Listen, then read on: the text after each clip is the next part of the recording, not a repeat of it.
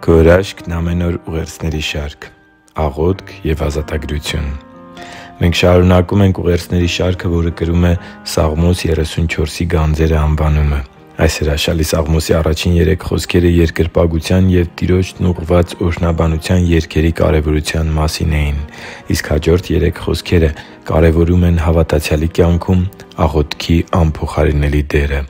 34-րդ Սաղմոսի 4-6 հատվածը. «Ես դիմեցի Տիրոջը,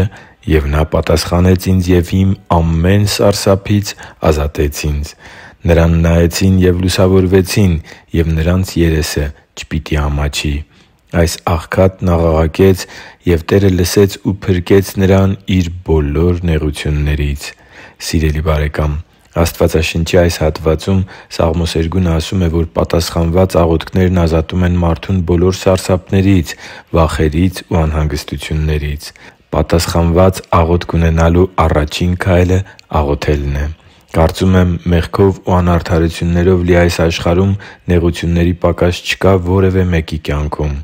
Անգամ երբ արտաքուստ մարդու կյանքում ամեն բան լավ է թվում, միշտ կան պայքարներ ու անհանգստություններ, որոնք մենք պետք է աղոթքով ներկայացնենք մեր Աստծուն և Նրանից օգնություն և բժշկարար միջամտություն խնդրենք։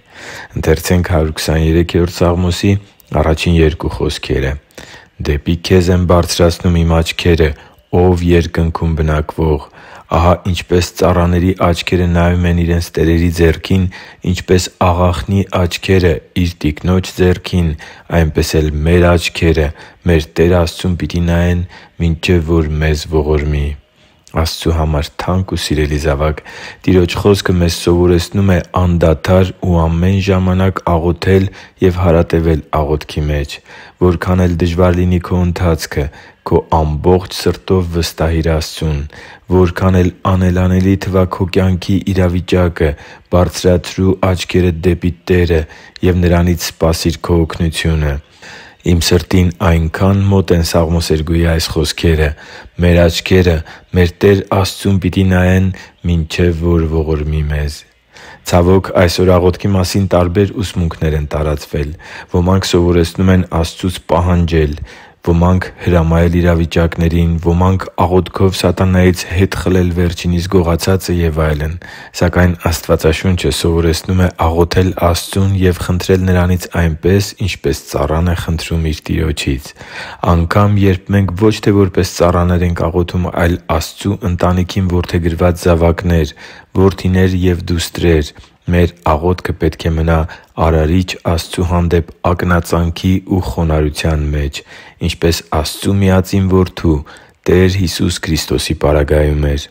Աղոթքի կյանքի լավագույն օրինակը Տեր Հիսուսի աղոթքի կյանքն է։ Աղոթքի կերպի լավագույն օրինակը Տեր Հիսուսի աղոթքներն են։ Տերը հաճախ էր առանձնանում աղոթքի և աղոթքի մեջ զրուցում երկնային Հոր հետ։ Նա միշտ գոհություն և խնդրվածք էր բերում Հոր առաջ և սպասում Նրա պատասխանին։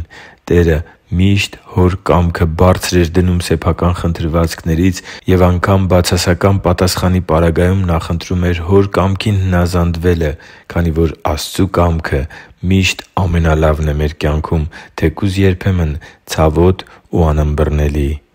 Իսկ ինչպիսի՞ն են քո աղոթքները։ Դու ունե՞ս աղոթքի կանոնավոր կյանք։ Արդյոք քո աղոթքները նման են Տեր Հիսուսի աղոթքներին, թե աղոթում ես այնպես, ինչպես լսել ես մյուսներից կամ սովորել տարբեր մարդկանցից։ Աղոթքներդ ուղղի՛ր Տեր Աստծուն, և Նա կազատի քեզ քո բոլոր վախերից։ Հույսդ դի՛ր Աստծու վրա, և Նա կազատի քեզ քո բոլոր նեղություններից։ Տեր Հիսուսի նման ամեն բանից առաջ խնդրի՛ր Աստծու կամքը, և Նա քեզ հետ կլինի ու քեզ կանցկացնի քո բոլոր դժվարությունների միջով։ Աղոթքը Արարիչ Աստծու հետ զրուցելու արտոնությունն է։ Աղոթի՛ր և վստահի՛ր Աստծուն։ Հիշի՛ր, որ դու Աստծո հրաշքն ես, և Աստված սիրում է քեզ։ Շնորհակալ եմ, որ դու կա՛ս։ Սիրով և աղոթքով, Արման Մանուկյան։